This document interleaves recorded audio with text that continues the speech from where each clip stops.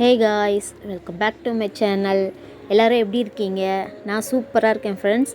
இன்றைக்கி நம்ம lunch menu பார்த்திங்கன்னா நல்லா ஒரு வெங்காயம் சாம்பார் வச்சுட்டு அதுக்கு அப்டா கருவாடு தொக்கு தான் இன்றைக்கி நம்ம செய்ய போகிறோம் ஃப்ரெண்ட்ஸ்.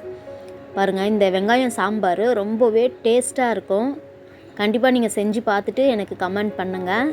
ஸோ அதுக்கு நீங்கள் கருவாடு தொக்கு இதெல்லாம், அதுக்கப்புறம் முட்டை வறுத்தாலும் சூப்பராக இருக்கும், கருணக்கிழங்கு வறுத்தாலும் சூப்பராக இருக்கும். ஸோ இதுக்கு இந்த மாதிரி ஒரு கிழங்கு ஐட்டம் தான் நல்லாயிருக்கும் ஃப்ரெண்ட்ஸ். ரொம்ப டேஸ்ட்டாக இருக்கும். கண்டிப்பாக நீங்கள் செஞ்சு பாருங்கள் ஃப்ரெண்ட்ஸ். இது கருவாடு தொக்கு. ஸோ எப்படி செஞ்சுருக்கேன் பாருங்கள். கருவாடு இருக்கிறதே தெரியாது, அவ்வளோ சூப்பராக இருக்கும். குட்டி குட்டியாக இருக்கும் கருவாடு. ரொம்பவே டேஸ்ட்டான ஒரு லன்ச் மெனு தான் இன்றைக்கி நம்ம செய்ய போகிறோம் ஃப்ரெண்ட்ஸ். வாங்க இப்போ அது எப்படி செய்யலான்றதை நம்ம பார்க்கலாம். பாருங்கள், அடுப்பு பற்ற வச்சு ஒரு ப்ரெஷர் குக்கரை நான் அடுப்பில் வச்சுக்கிறேன். அதில் நல்லா ஒரு 2 டம்ளர் துவரம்பருப்பு நல்லா தண்ணியில் வாஷ் பண்ணிவிட்டு அது கூடவே ஆட் பண்ணிக்கிறேன். அதில் 1.5 டம்ளர் துவரம்பருப்பு, 1/2 டம்ளர் பாசிப்பருப்பு சேர்த்துருக்குறேன் ஃப்ரெண்ட்ஸ். இப்போ இந்த பருப்பு வேகத்துக்கு தண்ணியை ஆட் பண்ணிக்கிறேன். தண்ணியை ஆட் பண்ணதுக்கப்புறமா ஒரு 7-8 பல் பூண்டு எடுத்துக்கிறேன். 2 பச்சை மிளகா நல்லா 2ஆக உடச்சி போட்டுட்டு சேர்த்துக்கிறேன். ஒரு 1/4 ஸ்பூன் மஞ்சள் பொடியும் அதுலேயே ஆட் பண்ணிக்கிறேன் ஃப்ரெண்ட்ஸ். அப்புறம் ஒரு 1/2 ஸ்பூனு சீரகம் சேர்த்துக்கிறேன். சீரகம் நல்லா பருப்பு கூட வேகும்போது நல்லா மணமாக இருக்கும். ஸோ அதில் கொஞ்சம் கொத்தமல்லியை சேர்த்துக்கிறேன். கொத்தமல்லி கடைசியாக போடுறது ஒரு டேஸ்ட்டு. ஸோ இந்த மாதிரி பருப்பு கூட இந்த வெங்காயம் சாம்பாருக்கு நீங்கள் போட்டு செஞ்சு பாருங்கள், ரொம்ப டேஸ்ட்டாக இருக்கும். அந்த கொத்தமல்லியோட ஃப்ளேவரு பயங்கரமாக இருக்கும் ஃப்ரெண்ட்ஸ். இப்போது ஒரு ஸ்பூனு எண்ணெய் சேர்த்துக்கிறேன். எண்ணெய் சேர்த்துட்டு குக்கரை மூடிட்டு நம்ம இப்போது வேக விட்டு ஒரு 3 விசில் வச்சு விட்டு எடுத்துக்க போகிறோம். பாருங்கள், இது மாதிரி குழஞ்சி வந்துருச்சு பாருங்கள். நம்ம இதுக்கு மத்து குத்தியே தேவையில்லை. ஸோ மத்தே இல்லாமல் இந்த கரண்டியாலேயுமே சும்மா லைட்டாக அப்படி கலரி விட்டோன்னா பருப்பு சூப்பராக வெந்திருக்கு, நல்லா வெந்துடுச்சு. ஸோ இப்போதை தாளிப்பு கொடுத்துக்கலாம். நான் ஒரு பாத்திரத்தை அடுப்பில் வச்சுட்டு ஒரு 4-5 ஸ்பூனு எண்ணெய் சேர்த்துக்கிட்டேன். எண்ணெய் நல்லா சூடாகட்டும். சூடானதுக்கப்புறமா ஒரு ஸ்பூன் கடுகு உளுத்தம்பருப்பு சேர்த்துக்கலாம். அதுக்கப்புறம் ஒரு 1/2 ஸ்பூனு சீரகம் தாளிக்க போட்டுக்கலாம். அதுக்கப்புறம் பாருங்கள், மெயின் பெருங்காயம் கட்டி இருக்கு இல்லைங்களா, அதை நான் நல்லா இந்த மாதிரி ஒரு மத்து எடுத்து நல்லா நசுக்கி இதில் ஆட் பண்ணிக்கிறேன். ஸோ தூள் போட்டிங்கன்னா அந்த அளவுக்கு ஸ்மெல் இருக்காது. ஸோ இது போட்டிங்கன்னா நல்ல மணமாக இருக்கும் சாம்பார், ரொம்பவே சுவையாக இருக்கும் ஃப்ரெண்ட்ஸ். கண்டிப்பாக நீங்கள் இந்த மாதிரி ட்ரை பண்ணி பாருங்கள். அதுக்கப்புறம் ஒரு 5-6 பல் பூண்டு நான் தோலோட தட்டி அதில் ஆட் பண்ணிவிட்டு நல்லா கருவேப்பிலையும் சேர்த்துக்கிறேன். கருவேப்பிலை கொஞ்சம் நிறையவே சேர்த்துக்கோங்க, நல்லாயிருக்கும் இந்த டிஷ்ஷுக்கு. ஸோ இதை லைட்டாக வதக்கி விடலாம், இந்த பூண்டையும் கருவேப்பிலையும். அதுக்கப்புறமா மெயினான டிஷ்ஷு வெங்காயம். ஸோ இந்த வெங்காயம் கொஞ்சம் பெருசாக கட் பண்ணிக்கோங்க. பெரிய சைஸாக கட் பண்ணால் தான் இந்த வெங்காயத்துக்கு நல்ல டேஸ்ட் இருக்கும். அதே நேரத்தில் இந்த வெங்காயம் வதங்கக்கூடாது, ரொம்ப சாஃப்டாக வதங்கினா போதும். மற்றபடி ரொம்பவும் வதக்கிடாதீங்க. ஒரு 30% வதங்கினா போதும். நம்ம சாப்பிடும்போது அந்த வெங்காயம் நம்ம பல்லுக்கு கிடைக்கணும், அந்த மாதிரி வதக்கிக்குங்க. இப்போது ஒரு 2 தக்காளி நான் இந்த மாதிரி பெருசாக கட் பண்ணி போட்டிருக்கேன். ரொம்ப பொடியாகவும் இந்த தக்காளியை கட் பண்ணாதீங்க, இந்த மாதிரி கட் பண்ணால் போதும். ஸோ இந்த தக்காளி வேகிறதுக்கு உப்பு சேர்த்துக்கலாம், கல் உப்பு சேர்த்துக்கிறேன். ஸோ இப்போ பாருங்கள், நான் ஒரு 2 ஸ்பூனு சக்தி மசாலா சாம்பார் பொடி தான் சேர்த்துருக்கேன் ஃப்ரெண்ட்ஸ். சாம்பார் பொடி சேர்த்ததுக்கப்புறமா லைட்டாக ஒரு 2 நிமிஷம் அந்த பச்சை வாசனை போகிற வரைக்கும் வதக்கிக்கலாம். இப்போ பாருங்கள், வதக்குனதுக்கப்புறமா இந்த பருப்பு எடுத்து வேக வச்சுருக்கோம் இல்லைங்களா, அந்த பருப்பையும் இதில் ஆட் பண்ணிக்கலாம். ஸோ கூடவே தண்ணியை ஊற்றிட்டு அந்த குக்கரில் லைட்டாக அலசி இந்த சாம்பார்லேயே சேர்த்துக்கலாம் ஃப்ரெண்ட்ஸ். இப்போது தேவையான அளவுக்கு நீங்கள் தண்ணி சேர்த்துக்கோங்க. இது கொஞ்சம் தண்ணியாக இருந்தால் தான் இந்த சாம்பார் நல்லாயிருக்கும். ஸோ அதுக்கப்புறமா உப்பு செக் பண்ணிக்கோங்க. எனக்கு உப்பு பத்தலை, அதனால் நான் உப்பு போட்டுக்கிறேன். உங்களோட டேஸ்ட்டுக்கு ஏற்ற மாதிரி நீங்கள் கூட்டி குறைச்சி சேர்த்துக்கோங்க. இப்போ அது கூடவே பாருங்கள், புளி தண்ணி ஆட் பண்ணிக்கிறேன். நான் புளி ஒரு சின்னதாக ஒரு கோலி குண்டு சைஸு நான் கரைச்சி வச்சுருந்தேன், அதை நான் ஊற்றிக்கிட்டேன். ஸோ இப்போது இதை கலரி விட்டுக்கலாம். பாருங்கள், இந்த தக்காளி அப்படியே முழுசாக இருக்கணும். நல்லா குழஞ்சிருக்கக்கூடாது, இந்த மாதிரி தெரியணும் தக்காளி நம்ம போட்டது. அதே நேரத்தில் அதே மாதிரி வெங்காயமும் அதே மாதிரி இருக்கணும் ஃப்ரெண்ட்ஸ். கொஞ்சம் பெரிய சைஸாக நீங்கள் கட் பண்ணி போட்டுக்கோங்க, ரொம்பவும் வதக்கி சேர்க்காதீங்க. பாருங்கள், இப்போ நல்லா சாம்பார் கொதிச்சு வந்துருச்சு.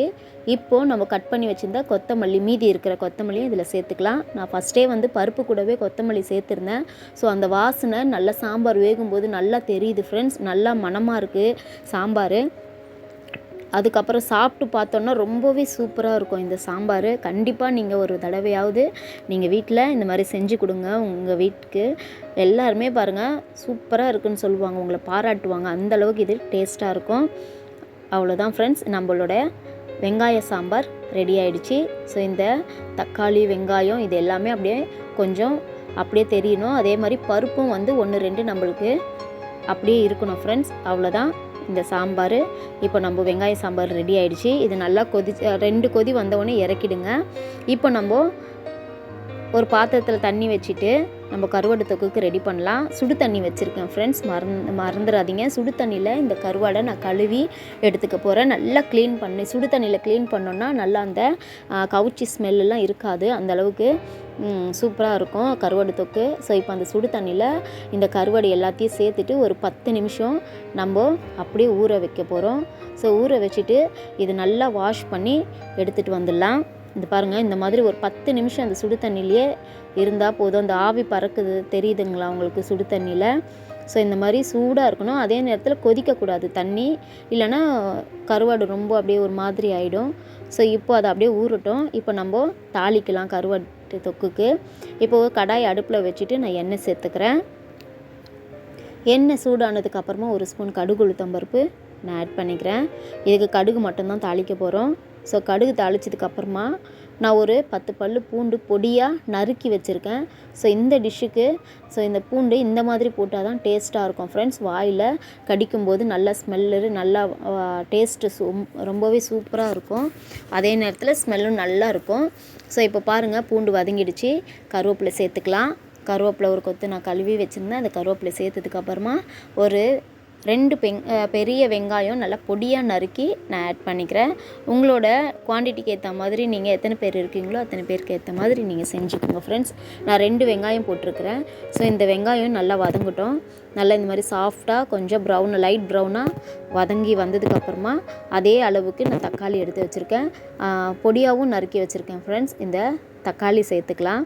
தக்காளி சேர்த்துட்டு நல்லா ஒரு 2 நிமிஷம் வதக்கி விடுவோம். ஸோ இந்த மாதிரி நல்லா வதக்குனதுக்கப்புறமா அந்த தக்காளிலேயே மஞ்சள் பொடியை ஒரு 1/4 ஸ்பூன் சேர்த்துக்கலாம். மஞ்சள் பொடி சேர்த்ததுக்கப்புறம் கொஞ்சம் லைட்டாக வதக்கி விட்டுட்டு கல்லுப்பு எடுத்து சேர்த்துக்கலாம். இந்த தக்காளி உப்பு போட்டு வதக்கும்போது நல்லா வதங்கிடும் ஃப்ரெண்ட்ஸ். கல்லுப்பு சேர்த்துட்டு நான் நல்லா வதக்கிக்கிறேன். ஸோ இந்த மாதிரி கொஞ்சம் லைட்டாக வதங்கினதுக்கப்புறமா பாருங்கள், இந்த மாதிரி நல்லா வதங்கட்டும். இப்போ வாங்க நம்ம கருவாடு க்ளீன் பண்ணி எடுத்துகிட்டு வந்துடலாம். இது நல்லா அப்படியே வதங்கட்டும். சிம்மில் வச்சுட்டு நான் எடுத்துகிட்டு வந்துட்டேன். பாருங்கள், கழுவி எடுத்துகிட்டு வந்துட்டேன். ஸோ இப்போது இதை இந்த முள் தனியாக பிரித்து எடுக்க போகிறோம், கருவாடு தனியாக பிரிக்க போகிறோம் ஃப்ரெண்ட்ஸ். முள்ளையும் கருவாடையும் தனித்தனியாக இப்போ நம்ம பிரித்து இதை சின்னதாக நம்ம துண்டாக எடுத்துக்க போகிறோம். பாருங்கள், இந்த மாதிரி எல்லாத்தையும் முள் தனியாக கருவாடு தனியாக எல்லாத்தையும் எடுத்துடலாம். இது ஒரே முள்ளுன்றதுனால கொஞ்சம் ஈஸியாக இருக்கும் நம்மளுக்கு வாழை கருவாடு. இதே மெத்தடு நீங்கள் நெத்திலி கருவாடுலேயும் நம்ம இந்த மாதிரி இந்த ஸ்டைல்லையும் நம்ம செய்யலாம் ஃப்ரெண்ட்ஸ். ரொம்பவே டேஸ்ட்டாக இருக்கும். ஸோ இப்போ பாருங்கள், எல்லாத்தையுமே நான் பிச்சு எடுத்துட்டேன். இந்த முள் தனியாக எடுத்துட்டேன். ஸோ இப்போ இந்த முள்ளை தூக்கி போட்டுடலாம். ஸோ இந்த கருவாடு மட்டும்தான் இப்போது நம்ம யூஸ் பண்ண போகிறோம். நல்லா சுத்தமாக வாஷ் பண்ணி எடுத்துகிட்டு வந்தாச்சு. பாருங்கள், இப்போது அதுக்குள்ளே இந்த வெங்காயம் தக்காளிலாம் நல்லா கொஞ்சம் வதங்கிடுச்சு. ஸோ இப்போ இந்த ஸ்டேஜில் இந்த கருவாடு எல்லாத்தையுமே அதில் ஆட் பண்ணிடலாம்.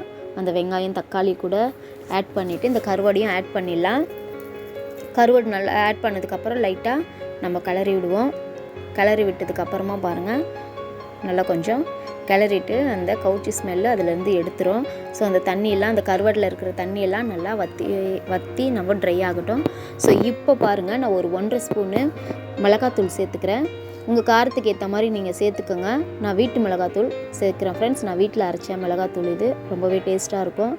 ஸோ இப்போ நல்லா இதை வதக்கியாச்சு. இப்போ லைட்டாக தண்ணி தெளிச்சிட்டு நம்ம இப்போ இதை நல்லா வதக்க போகிறோம். எண்ணெய் நல்லா திரிஞ்சு வந்துடுச்சு பார்த்தீங்களா? ஸோ இப்போ இந்த ஸ்டேஜில் நம்ம கொத்தமல்லியை சேர்த்துக்கலாம். கொத்தமல்லி சேர்த்துட்டு நல்லா வதக்க போகிறோம் ஃப்ரெண்ட்ஸ். ஒரு 2 நிமிஷம் நல்லா வதக்கிக்கலாம். இந்த தண்ணியெல்லாம் கொஞ்சம் மூடி போட்டு இப்போது நம்ம வேக வச்சோம்னா கொஞ்சம் லைட்டாக லூஸாக இருக்கும். ஸோ இப்போது நல்லா பாருங்கள் எந்த அளவுக்கு கொஞ்சம் லூஸாக இருக்குது பார்த்தீங்களா. ஸோ இப்போ நீங்கள் சாதத்தில் பெரட்டி சாப்பிட்ற மாதிரி இருந்தால் இந்த ஸ்டேஜில் அப்படியே இறக்கிடலாம். ரொம்பவே சூப்பரான ஒரு டிஷ்ஷு ரெடி ஆயிடுச்சு ஃப்ரெண்ட்ஸ். அவ்வளோதான் ஃப்ரெண்ட்ஸ், சூடாக மணக்க ரொம்ப ருசியான கருவாடு தொக்கும் சாம்பாரும் வெங்காய சாம்பாரும் ரெடி ஆயிடுச்சு. அவ்வளோதான் ஃப்ரெண்ட்ஸ். உங்களுக்கு நான் செஞ்ச இந்த ரெசிபி உங்களுக்கு பிடிச்சிருக்குதுன்னா ஒரு லைக் பண்ணுங்கள். உங்கள் ஃப்ரெண்ட்ஸ் அண்ட் ஃபேமிலிக்கு ஷேர் பண்ணி விடுங்க. மறக்காமல் சப்ஸ்கிரைப் பண்ணுங்கள் ஃப்ரெண்ட்ஸ். ஓகே ஃப்ரெண்ட்ஸ், பாய்.